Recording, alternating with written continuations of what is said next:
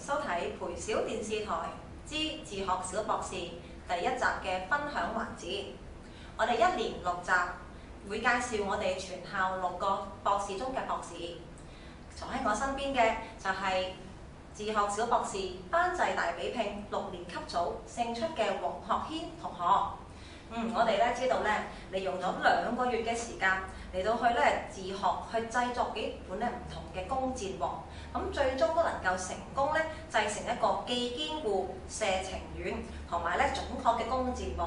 可唔可以同我哋分享一下你點解會有呢一個整弓箭嘅意念呢？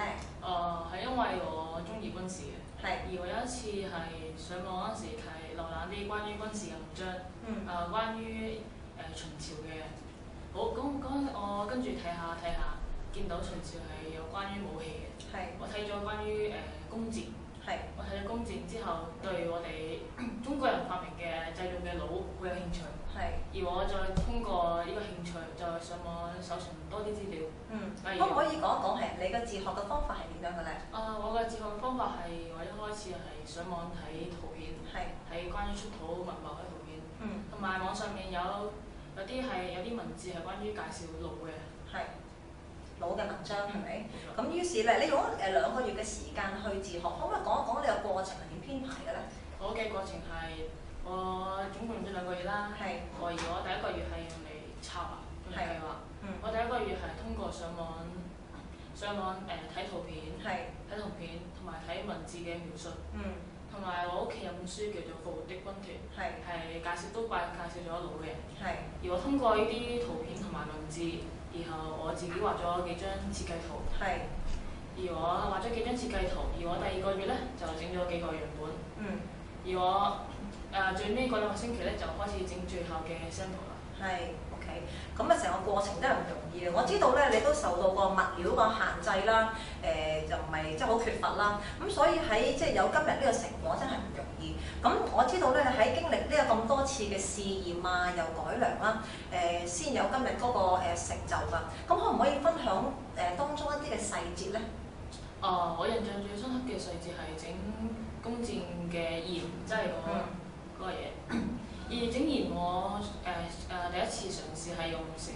係用繩嘅。係啊，用繩係射嘅力度係非常之大，但係好可惜佢係射幾下之後就斷咗啦。而我第2次係用咗係關於真正嘅弦，係真正弓箭時嗰啲弦。好可惜，因為個弦嘅受力係唔夠個木大，所以係斷咗。而我第3樣係嘗試用橡筋。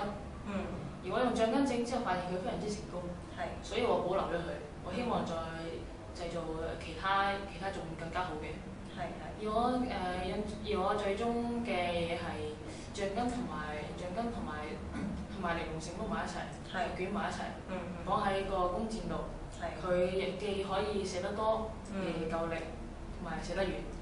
咁即係話通過你嘅改良去創新咗，互補咗不足係嘛，而令到個弦有襟用，亦都有個彈力係咪？咁喺呢個自學嘅計劃完咗啦，咁你覺得喺你嘅身上最大嘅得着同埋成長係啲乜嘢呢？我覺得我最大嘅得着係我不怕困難。只要你有目標，而你肯努力，咁一定可以克服呢個困難。講得好好啊！你覺得你呢種精神可唔可以喺你嘅學習上應用呢？非常可以。原來我係非常之怕背書嘅，但係自從做咗呢個自學計劃之後，我成個人都改變咗。我擁有決心同埋肯努力，我肯背書。